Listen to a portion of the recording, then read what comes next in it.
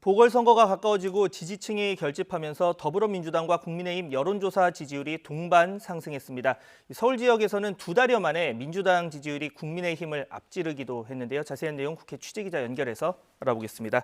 백종규 기자. 네, 국회입니다.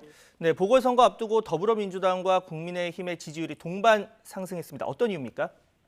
네, 흔치는 않은 일인데요. YTN이 리얼미터에 의뢰해 진행한 1월 4주차 정당별 지지율 주중 집계 결과 지지율이 함께 올랐습니다. 민주당은 지난주보다 0.5%포인트 오른 33.3%를, 국민의힘은 1.9%포인트 상승한 30.5%를 기록했습니다.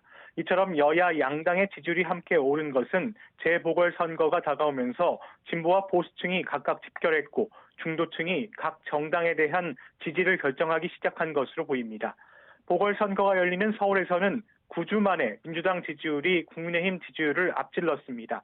더불어민주당은 보궐선거에 발단이 된 민주당 소속 전임 시장들의 성추문과 관련해 서둘러 사과하고 본격적인 보궐선거 레이스에 돌입했습니다.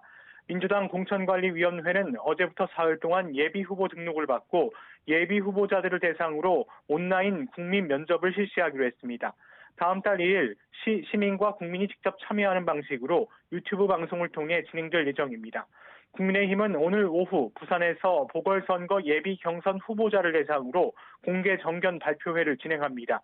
비전 스토리텔링 PT 방식은 후보자들이 7분 동안 멀티미디어 자료를 활용해 자신의 정책이나 공약을 자유롭게 발표하는 자리입니다. 내일은 서울에서 서울시장 예비후보 대상 PT도 진행될 예정입니다. 김종철 전 대표의 성추행 사건이 발생한 정의당은 지지율이 소폭 하락했는데요. 오늘 성평등 조직문화개선대책 TF의 1차 대책을 발표할 계획입니다. 이 자리에서 재보궐선거 후보 무공천 등과 관련한 입장도 밝힐 예정입니다. 민주당 고민정 의원을 후궁에 빗대서 논란을 빚은 국민의힘 조수진 의원, 결국 사과의 뜻을 밝혔죠. 네, 민주당 고민정 의원을 조선시대 후궁에 빗댄 표현으로 비판받았던 국민의힘 조수진 의원이 결국 사과했습니다. 조 의원은 오늘 SNS를 통해 애초 취지와 달리 비유적 표현이 정치적 논란이 된 점에 송구스럽고 고 의원에게도 미안하다는 입장을 밝혔습니다. 또 여성 비하의 정치적 논란을 일으켜 가슴 아프다고 덧붙였습니다. 어제까지만 해도 민주당이 말꼬리를 잡고 저질 공세를 벌이고 있다고 비판하면서 고 의원이 먼저 오 전 시장에게 사과해야 한다고 주장했지만 하루 만에 한 발 물러선 겁니다. 국민의힘 안에서도 너무했다, 선을 넘어섰다는 평가가 나오자 사과한 것으로 보입니다. 하지만 조 의원의 사과에도 민주당이 의원직 사퇴를 촉구하고 있어 후궁 발언 논란은 쉽게 가라앉지 않을 전망입니다.